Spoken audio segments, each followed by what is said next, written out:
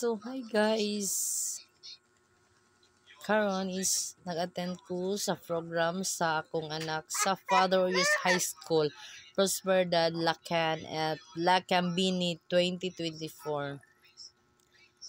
So, ang next ani nga mo kuan guys is ang akong anak, kanang lalaki.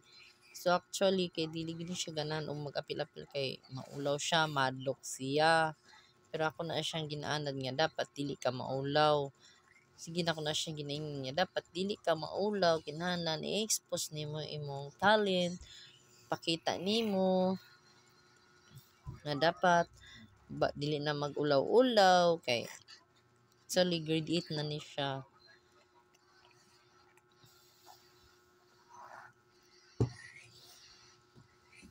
Gibalikan pa gyud yung nahagbong. Selfie sa ta diri kadali.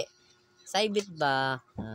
Ang next ani nila is ang ilang mga recycle nga materials, ang ilang outfit.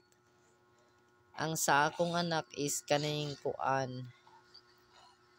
Kana siya mo na ang paper plate nila, mo na ilang outfit. Nindot ba pagkahimo. So far sila man tanan mga nindot og mga outfits sa ilang recycled materials.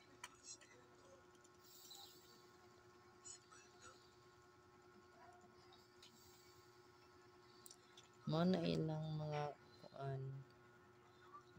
Maula po siya diha mo talikod rag kalit. Namo na sila ang mga ilang mga kuan, mga recycle nga mga materials nga ilang mga costume. Yan na yung plastic tabang saya. That's it.